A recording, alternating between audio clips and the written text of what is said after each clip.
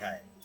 संसद में आज चर्चा होगी एसआईआर पर, वोट जो यहाँ पर इलेक्शन रिफॉर्म पर, एसआईआर यानी स्पेशल इंटेंसिव रिवीजन, इसको लेकर सुप्रीम कोर्ट में भी बहस चल रही है, वहां भी इस पर सुनवाई हो रही है। और इधर आज संसद में अब से थोड़ी देर बाद ही चर्चा शुरू होने वाली थी, 12 बजे का समय है, और उसमें चर्चा की शुरुआत करेंगे नेता प्रतिपक्ष राहुल गांधी।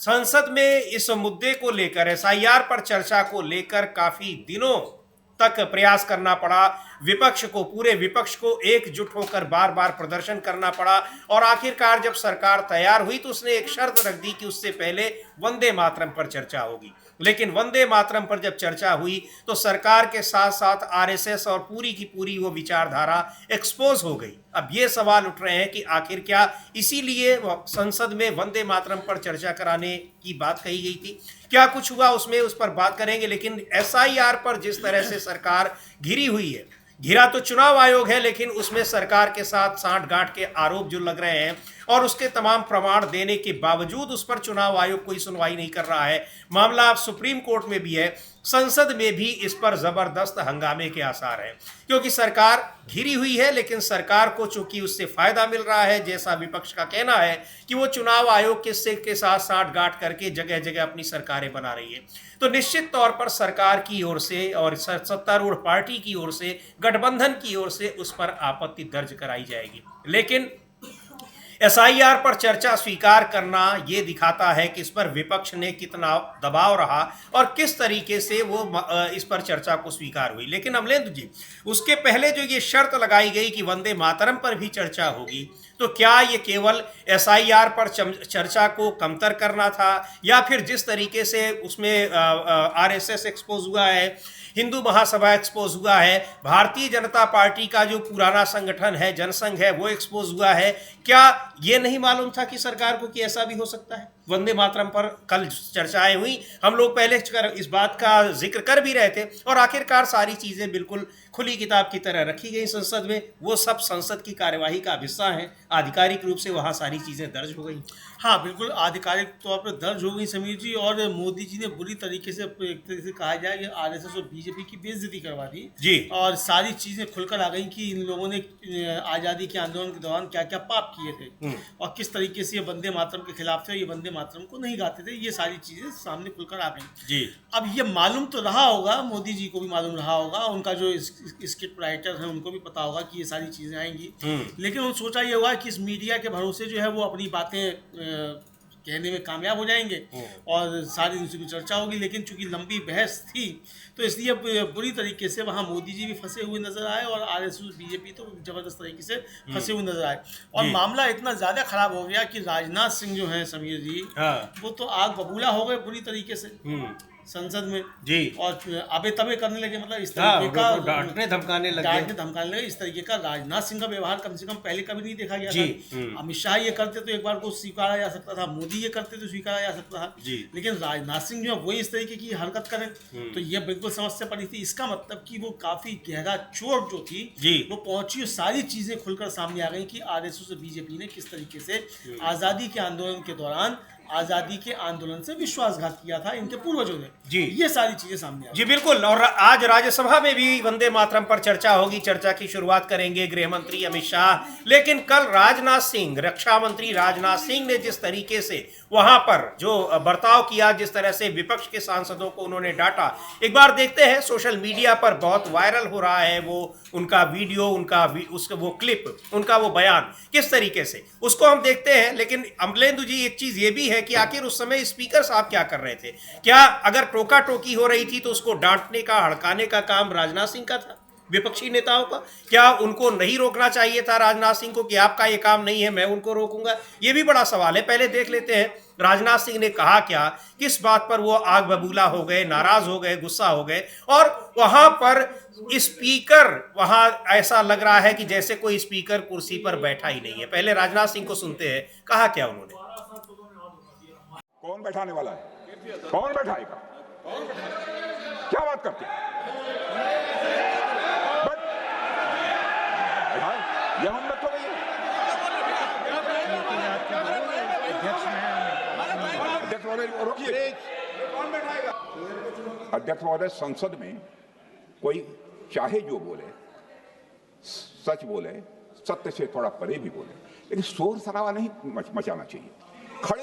खड़े होकर आप बाद में जब भी बोलने का अवसर मिले आप उसका प्रतिकार कर सकते हैं। संसद की मर्यादा है, सदैव मैंने इसका ध्यान रखा है महोदय। संसद तरफ यह मेरे बारे में कोई नहीं कहता, संसद की मर्यादा मैंने कभी नहीं तोड़ी।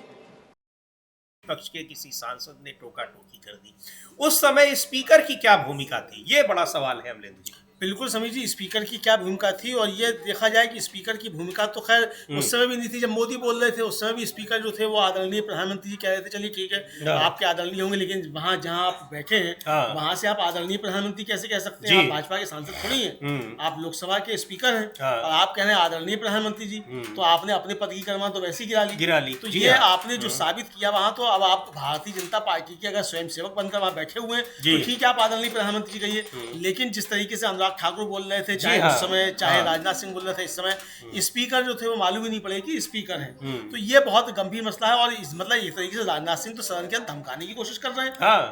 मतलब जो गली के गुंडे जिस तरीके से होते हैं उस तरीके की भाषा का मतलब वो भाव भंगमा जो है, और हालांकि उसके बाद फिर कह भी रहे हैं कि मैंने हमेशा सदन की मर्यादा का ध्यान रखा है। कहने का तात्पर्य ये भी हो सकता है कि मोदी जी ने अमित शाह जी ने नहीं रखा होगा, लेकिन मैंने हमेशा मर्यादा रखा है। तो आपने जब हमेशा मर्यादा का ध्यान रखा है तो आज आप मर्यादा क्यों भूल गए जी? ये सवाल भी तो उठता है। तो ये जिस तरीके की मतलब जो बेचैनी इनकी राजनाथ सिंह की देखने को आई, तो हो सकता है कि नरेंद्र मोदी की तरफ से दबाव रहा हो कि जिस तरीके से विपक्ष ने उधेड़ के रख दिया मोदी जी को, आरएसएस को, तो अब इसका बचाव राजनाथ सिंह अच्छे से करें। तो राजनाथ सिंह करना चाहते थे, लेकिन बीच में टोका टोकी इस तरीके से होने लगी तो आग बबूला राजनाथ सिंह हो गए। तो ये हाँ, लेकिन ये अचानक जो आपने अभी थोड़ी देर पहले कहा अमलेंदु जी, कैसा हो पहले कभी उनका बर्ताव नहीं देखा गया संसद में रहा हो, खास तौर पर संसद की कार्यवाहियों में कितनी भी विपरीत परिस्थितियां रही हो। लेकिन अब कल का जो माहौल था वो बहुत हैरान करने वाला था, और सोशल मीडिया पर यही पक्ष और विपक्ष दोनों तरह के लोग उस पर ये चर्चा कर रहे हैं। लेकिन राजनाथ सिंह के पिछले कुछ बयानों को अगर देखा जाए तो एक उनकी अपनी जो प्रकृति है, उनका जो नेचर है, उससे बिल्कुल अलग वो चीज़ें दिखाई पड़ रही हैं। हालांकि कुछ घटनाएं पहले भी हुई हैं, लेकिन यहाँ पर बाबर से महाराणा प्रताप की लड़ाई दिखा देना, महाराणा प्रताप को जीता हुआ दिखा देना, उसके अलावा और भी कुछ इस तरह के बयान, और संसद में अब कल जो कुछ हुआ वो तो बहुत ज़्यादा हैरान करने वाला था। लेकिन इन सब के बीच क्या कुछ हुआ उस पर हम लोग चर्चा करेंगे और बताएंगे भी। लेकिन एसआईआर पर थोड़ी देर में चर्चा शुरू होने वाली है। वहाँ जो इस पर 10 घंटे की लोकसभा में भी और राज्यसभा में भी चर्चा का समय दिया गया है, और वंदे मातरम पर आज राज्यसभा में चर्चा होगी। लेकिन लोकसभा की अगर बात करें तो ये सवाल अब पूछा जा रहा है कि आखिर उस 10 घंटे की चर्चा में निकला क्या, पता क्या चला। वंदे मातरम पर जो इतिहास में बहुत सारी चीजें दी गई है, वहां पर सत्ता पक्ष के लोगों ने बहुत सी चीजों को तोड़ मरोड़ कर पेश किया है। जो विपक्ष के लोग थे वो उसका जिक्र कर रहे हैं कि क्या कुछ हुआ, सवाल उठा रहे हैं कि आखिर वंदे मातरम को लेकर आप कितने संवेदनशील थे। आपने तो आपके पार्टियों के सम्मेलनों में भी कभी उसका गायन नहीं किया गया, अचानक ये मामला आप उसको लेकर क्यों आ रहे हैं कि आपको संसद में उस पर चर्चा करानी पड़ रही है। राजीव शुक्ला है, कांग्रेस पार्टी के वरिष्ठ नेता हैं, एमपी हैं, मंत्री रह चुके हैं, और कह रहे हैं कि जवाहरलाल नेहरू का अपमान करते करते अब उनसे जुड़े और लोगों का भी, अब गुरुदेव रविंद्रनाथ टैगोर का भी अपमान करने लगे हैं प्रधानमंत्री। क्यों कहा उन्होंने, सुनते हैं राजीव शुक्ला को। कई सारी चीजें निकल कर आ रही है, खास तौर से जो आक्षेप लग रहे हैं आरएसएस पर अमलेंदु जी, वो सबसे ज्यादा है कि उसने तो लंबे समय तक अपने यहाँ वंदे मातरम तो छोड़िए, तिरंगे तक का सम्मान नहीं किया और राष्ट्रगान तक का सम्मान नहीं किया। आज भी नहीं करता है जी, आज भी नहीं करता है। ये साफ तौर पर दिखाई देता है। मैं दावे के साथ कह सकता हूँ समीर जी कि नरेंद्र मोदी और अमित शाह दोनों जी वंदे मातरम नहीं गा सकते बिना देखे हुए। अगर गा सकते तो बिना देखे हुए गा के दिखा देंगे, संसद के अंदर गा के दिखा देंगे। दावे के साथ ये बात कही जा सकती है। हमें तो लगता है कि सबका यही परीक्षण हो जाना चाहिए था कि लोगों को केवल वही 2 स्टैंजा याद है, शुरुआती वाले जिसको संविधान सभा ने पास किया। बाकी पूरे की तो बात ही छोड़ दीजिए जिसका आप बहस कर रहे हैं। तो जो संविधान सभा ने पास किया उतना ही अगर आपको याद है तो आप सुना दीजिए। बिल्कुल। तो सुनते हैं क्या कहा राजीव शुक्ला ने, क्यों उन्होंने कहा कि गुरुदेव रविंद्रनाथ टैगोर का भी अपमान करने लगे हैं प्रधानमंत्री नरेंद्र मोदी।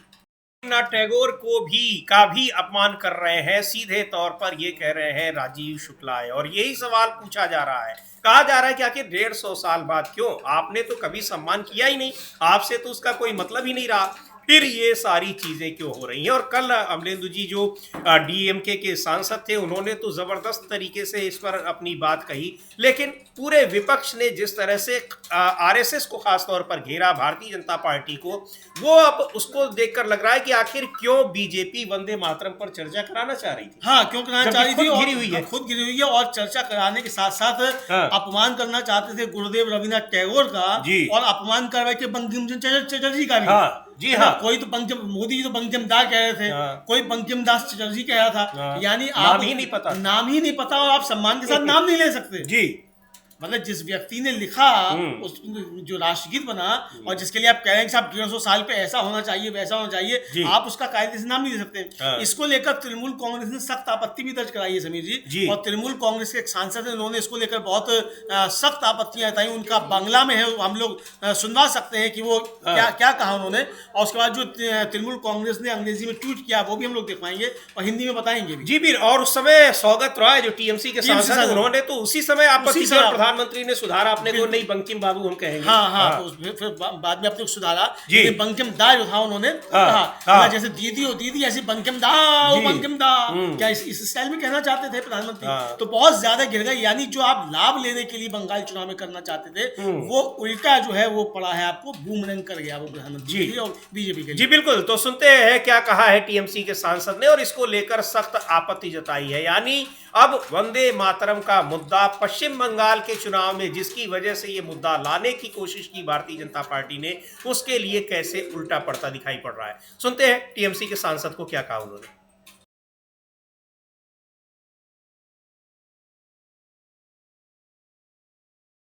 बीजेपी की बंगाल के साथ समस्या राजनीतिक नहीं है, ये सभ्यतागत है। वे बस ये नहीं समझते कि जमीन अपने महान लोगों को कैसे याद करती है, उनका सम्मान करती है या उनके बारे में बात करती है। बंगाल में बंकिम चंद्र चट्टोपाध्याय कोई ऐसा नाम नहीं है जिसे तालियां बटोरने के लिए हल्के फुल्के ढंग से इस्तेमाल किया जाए।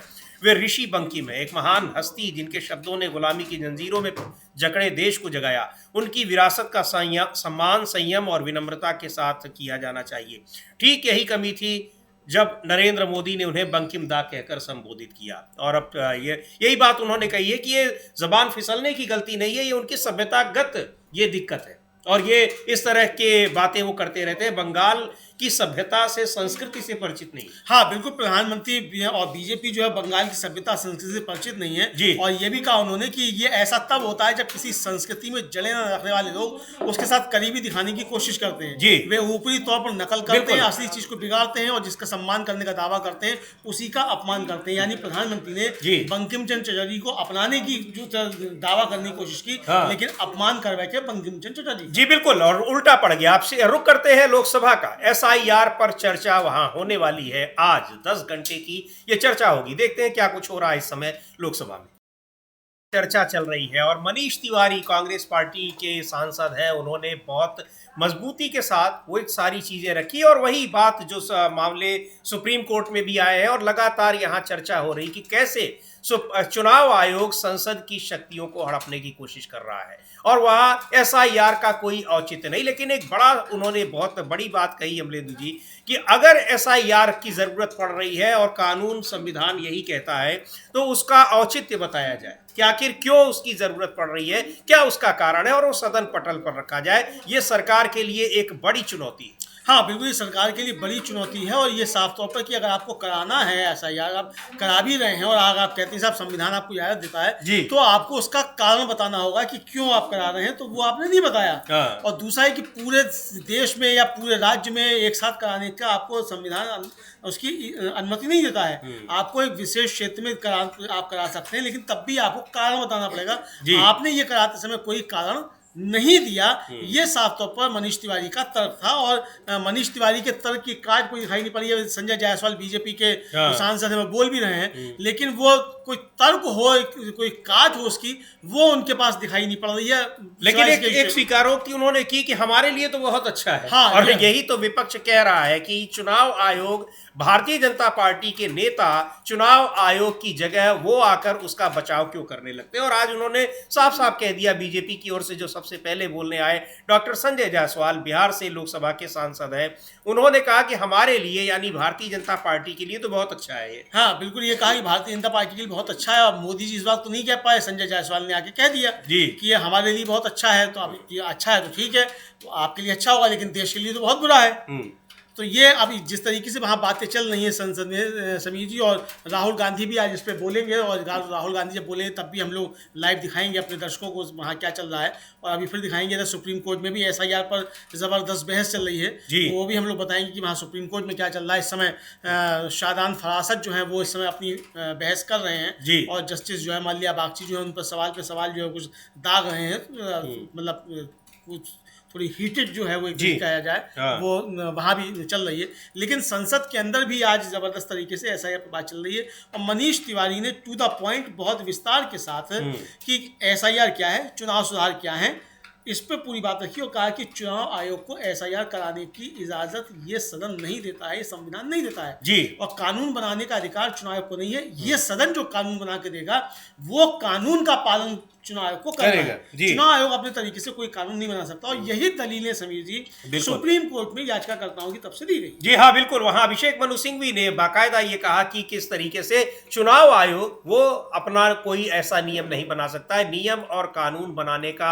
अधिकार केवल और केवल संसद को है। लेकिन चुनाव आयोग ने SIR के लिए खुद ही सारे नियम तय कर लिए हैं कि किस तरीके से उसको कराया जाएगा। तो ये बहुत गंभीर मुद्दा है जिसको लेकर लंबे समय से मांग हो रही थी कि इस पर संसद में चर्चा कराई जाए। सरकार उस चर्चा से भाग रही थी, लेकिन आखिरकार उसको मजबूर होना पड़ा, और लोकसभा राज्यसभा दोनों ही सदनों में 10-10 घंटे की चर्चा का समय दिया गया है। और अब दिखाई पड़ रहा है कि किस तरह से सरकार चर्चा से भाग क्यों रही थी। हालांकि अभी डॉक्टर संजय जायसवाल ही बोल रहे हैं बीजेपी की ओर से, लेकिन उनकी बातों से भी ये लग गया कि जो तर्क, जो सवाल उठाए गए मनीष तिवारी की ओर से, उनके जवाब नहीं है। उनका स्पष्ट तौर पर यह कहना है कि हमारे लिए बहुत अच्छा है। तो सवाल है कि ये आपके लिए, सरकार सत्तारूढ़ पार्टी के लिए, अगर चुनाव आयोग कोई काम कर रहा है वो सत्तारूढ़ पार्टी के लिए अच्छा है, तो फिर वास्तव में ये लोकतंत्र को खत्म करने की कोशिश है जो आरोप विपक्ष लगाता है। हाँ बिल्कुल समीर जी, ये अगर आपके लिए अच्छा है और देश के लिए बुरा है तो ये लोकतंत्र को खत्म करने की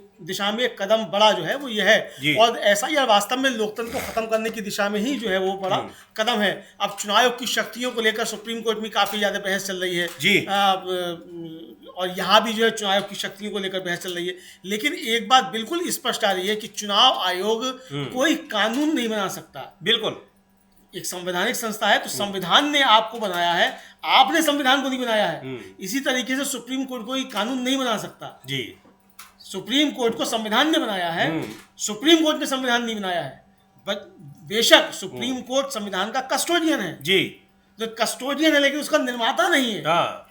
तो संविधान को बनाया संविधान सभा ने, तो संविधान सभा ने बनाया तो वो संविधान बना, और संविधान ने फिर सुप्रीम कोर्ट और चुनाव आयोग सब बनाए, संवैधानिक संस्थाएं बनाई। तो कोई भी संवैधानिक संस्था संविधान को पास करके संसद की शक्तियों को, कानून बनाने की शक्तियां हैं, उनको ओवरलुक नहीं कर सकती।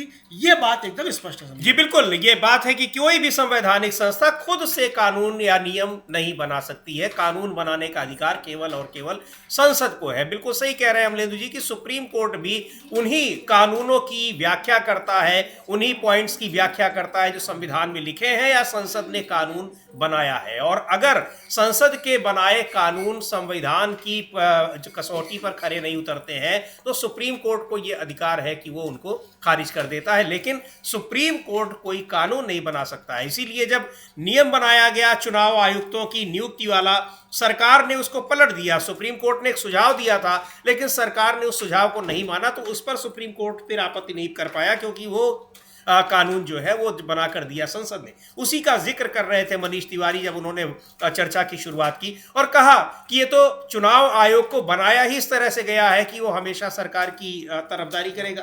क्योंकि अगर सरकार ने उसको नियुक्त किया है तो उसमें निश्चित तौर पर सरकार उसका फेवर चाहेगा और वो भी सरकार का फेवर करेंगे, जो कि दिखाई पड़ रहा है। हाँ बिल्कुल, ये दिखाई पड़ रहा है। उधर समीर जी, सुप्रीम कोर्ट में भी बड़ी अहम बहस चल रही है जी। और वहां जस्टिस जॉय माल्या बागची ने कहा कि जोखिम भरी स्थितियों में अनुमान हमेशा नागरिक के पक्ष में होगा, जी। क्योंकि आखिर में वोट देने का अधिकार यानी वोट डालने का असली काम एक कानूनी अधिकार है। जी। कानून उस तरीके को तय करता है जिसके जरिए मैं वोटर लिस्ट में शामिल हो सकता हूं और वोट दे सकता हूं। तो इस पर शादान फरासत जो सीनियर एडवोकेट है, उन्होंने कहा कि आपके लॉर्डशिप ने इसे संवैधानिक अधिकार भी माना है, वोटर लिस्ट में शामिल होने का अधिकार। मी लॉर्ड उसी तरीके का है। आपके लॉर्डशिप के फैसले की दो लाइनें हैं। एक लाइन कहती है कि ये एक संवैधानिक अधिकार है, हाल ही की लाइन ये कहती है, पहले की लाइन कहती थी कि ये सिर्फ एक कानूनी अधिकार था, लेकिन असल में वोट डालने का अधिकार मी लॉर्ड, इस पर कोई भी बात नहीं है। वोटर लिस्ट में शामिल होने का अधिकार नहीं, बल्कि असल में वोट डालने का अधिकार एक कानूनी अधिकार है। इस पर जस्टिस बागची ने कहा कि ये सूचना के अधिकार जैसी स्थिति है, यह एक मौलिक अधिकार है, लेकिन इसे जिस तरीके से लागू किया जाना है वह कानूनों के जरिए होता है। तो अब यहीं पर यह बात आती है, जब कानूनों के जरिए होता है तो कानून बनाने का काम संसद का है, चुनाव आयोग का नहीं है। जी बिल्कुल। और किसी भी व्यक्ति का जो वोट डालने का अधिकार है वो उसका एक मौलिक अधिकार है, वो आप नहीं छीन सकते। इसका मतलब ये सीधे तौर पर है। तो जबरदस्त गर्मा गर्म बहस इस समय एसआईआर को लेकर सुप्रीम कोर्ट में भी चल रही है और इधर संसद में भी, लोकसभा में भी। एक बार फिर रुख करते हैं लोकसभा का, क्या कुछ वहां पर हो रहा है। लेकिन जिस तरीके से कांग्रेस के नेता मनीष तिवारी ने जो बिंदु रखे हैं, जो सवाल उठाए हैं और जो बातें कही हैं, ईवीएम को लेकर भी उन्होंने बहुत एक सही बात कही कि अगर ईवीएम से ही चुनाव कराने हैं तो आप ईवीएम में वीवीपैट मशीन 100% उपलब्ध होनी चाहिए, अन्यथा बैलेट पेपर की ओर लौटना चाहिए। तो ये सारे मुद्दे, यानी पूरा चुनाव सुधार, केवल एसआईआर ही नहीं है, क्योंकि पूरी चुनावी प्रक्रिया इस समय जो चुनाव आयोग पर आरोप लग रहे थे कि वो पूरी चुनावी प्रक्रिया को ही प्रभावित कर रहा है और सरकार के पक्ष में उसको मोड़ रहा है। ये आरोप पिछले कुछ सालों से लग रहे हैं और चुनाव आयोग उसमें घिरा हुआ पाया जा रहा है। तो इस पर चर्चा की मांग लंबे समय से हो रही है, लेकिन आखिरकार हुई और ये अब पता भी लग रहा है कि सरकार पीछे क्यों हट रही थी। इस पर चर्चा से चलते हैं एक बार फिर लोकसभा का रुख पर बहस चल रही है और उधर सुप्रीम कोर्ट में भी गर्मा गर्म बहस है। वहां एसआईआर को लेकर जो याचिकाएं दायर की गई हैं, उनकी तरफ से वकीलों की दलीलें चल रही हैं। क्या कुछ चल रहा है अमलेदु जी इस समय वहां? हाँ बिल्कुल, वहाँ समीर जी, वहाँ अभी सुप्रीम कोर्ट में जो है काफ़ी ज़्यादा बहस चल रही है और अभी शादान फरासत और जस्टिस बागची जो है वो सब कह रहे थे। जस्टिस बागची ने पूछा कि क्या चुनाव आयोग नागरिकता की शुरुआती स्टेज तय नहीं कर सकता। इस पर सीनियर एडवोकेट जो शादान फरासत थे, उन्होंने कहा कि जो हुआ है वह यह है कि स्कीम को अनजाने में उल्टा किया जा रहा है ताकि चुनाव आयोग के पास कुछ बची हुई पावर रह जाए, लेकिन ये कानून बहुत सोच समझ कर बनाया गया है। यह बोझ एक खास तरीके से डालता है ताकि लोगों पर बोझ ना पड़े। बोझ नागरिक पर नहीं है, बोझ राज्य पर है कि वह साबित करे कि आप नागरिक नहीं हैं। यही इस एक्ट की स्कीम है, यही इस एक्ट की स्कीम है। इस पर जस्टिस बागची ने कहा कि बिल्कुल सही आप कह रहे हैं, मुश्किल लेकिन ये कि जोखिम भरी स्थितियों में अनुमान हमेशा नागरिक के पक्ष में ही होगा जी, क्योंकि आखिर में वोट देने का अधिकार यानी वोट डालने का असली काम एक कानूनी अधिकार है। कानून उस तरीके को तय करता है जिसके जरिए मैं वोटर लिस्ट में शामिल हो सकता हूं और वोट दे सकता हूं। तो यह बहुत बड़ी बात जस्टिस जॉय माल्या बागची ने कही। इस पर शादान फरासत ने कहा कि आपके लॉर्डशिप ने इसे संवैधानिक अधिकार भी माना है। वोटर लिस्ट में शामिल होने का अधिकार मी लॉर्ड उसी तरीके का है। आपके लॉर्डशिप के फैसलों की दो लाइनें हैं। एक लाइन कहती है कि यह एक संवैधानिक अधिकार है, हाल की ही लाइन यह कहती है कि पहले की लाइन कहती थी कि यह सिर्फ कानूनी अधिकार था, लेकिन असल में वोट डालने का अधिकार मी लॉर्ड, इस पर कोई विवाद नहीं है। वोटर लिस्ट में शामिल होने का अधिकार नहीं, बल्कि असल में वोट डालने का अधिकार एक कानूनी अधिकार है जी। तो जस्टिस बागची ने कहा कि यह सूचना के अधिकार जैसी स्थिति है, यह एक मौलिक अधिकार है, लेकिन इसे जिस तरीके से लागू किया जाना है वह कानूनों के विपरीत है, के जरिए होता है। यानी ये चीज एकदम स्पष्ट हो गई कि यह वोट डालने का अधिकार मौलिक अधिकार है और चुनाव आयोग मौलिक अधिकार नहीं छीन सकता। इसका मतलब जस्टिस बागची ये बात स्वीकार कर रहे हैं। जी बिल्कुल। और उसका नियम बनाने का काम भी जो है वो संसद का है। अगर वो कानून बनाना है, कानून के जरिए वो तय होना है, वो काम होगा संसद में, वो चुनाव आयोग नहीं कर सकता है। और यही सबसे बड़ी दलील है, सबसे बड़ा जो आरोप लगा है कि एसआईआर के जरिए कैसे कानून बनाने की शक्ति हड़पने की कोशिश की है चुनाव आयोग ने, और संसद में भी इसी पर बहस हो रही है। रही है। तो बहुत एसआईआर के मुद्दे पर जिस तरह से अब गर्मा गर्म बहस हो रही है वो बहुत दिलचस्प है देखना। और जिस तरह से जो दलीलें दी गई, चाहे वो लोकसभा में मनीष तिवारी ने, अभी तो ये लंबी बहस चलेगी, 10 घंटे तक इस पर चर्चा का समय दिया गया है, 10 घंटे लोकसभा में इस पर चर्चा होगी और 10 घंटे ही राज्यसभा में भी इस पर चर्चा होगी। राज्यसभा में आज वंदे मातरम पर चर्चा हो रही है, जिस पर कल लोकसभा में चर्चा हुई थी और किस तरीके से सरकार उसमें घिरी नजर आई। आज भी जो दलीलें हम लोग सुन रहे थे भी डॉक्टर संजय जायसवाल को, वो उन जो सवाल उठाए जा रहे हैं चुनाव आयोग पर या चुनावी प्रक्रिया पर, उनके जवाब देने में उनको दिक्कतें हो रही हैं। ये पता लग रहा है कि क्यों इस पर चर्चा से सरकार भाग रही थी। हाँ बिल्कुल समीर जी, स्पष्ट हो रहा है कि सरकार चर्चा से क्यों भाग रही थी, क्योंकि एसआईआर पर जब सवाल पूछे जा रहे हैं तो अब चुनाव आयोग का बचाव करने के लिए भाजपा के पास तर्क भी नहीं है। मतलब भोथरे तर्क जो होते हैं वो भी आपके पास नहीं है, तो वहाँ आप बात कर ही नहीं पा रहे। अब आप लोकसभा चुनाव के बाद आप जो थे वो महाराष्ट्र में चुनाव हार गए, अरे भाई तो इससे एसआईआर का क्या लेना देना है? एसआईआर पे बात करो ना, चुनाव सुधार पर बात को, इसका चुनाव सुधार से क्या लेना देना है? अब शोले का डायलॉग याद आता है, अरे भाई तो संसद क्या शोले के डायलॉग बोलने के लिए है? मतलब मोदी जी ने संसद को भी जो शोले बना दी, पिक्चर बना के रख दिया है। मतलब कैसे कैसे लोग भारतीय जनता पार्टी की तरफ से आने लगे, जैसा गुरु वैसे चेले। जब हाल है, मतलब संसद को आपने शोले की स्क्रीन बना दिया, पिक्चर हॉल बना दिया आपने संसद को, तो ये इस तरीके का अपमान तो कम से कम संसद का ना किया जाए जब शोले का डायलॉग याद आ रहा है। बिल्कुल, यहाँ क्या संजय जायसवाल के पास उन तर्कों का, उन सवालों का जवाब नहीं दिखाई पड़ा जो सवाल मनीष तिवारी ने चर्चा की शुरुआत में उठाए। और एक बार फिर रुख करते हैं लोकसभा का, क्या कुछ चल रहा है वहाँ।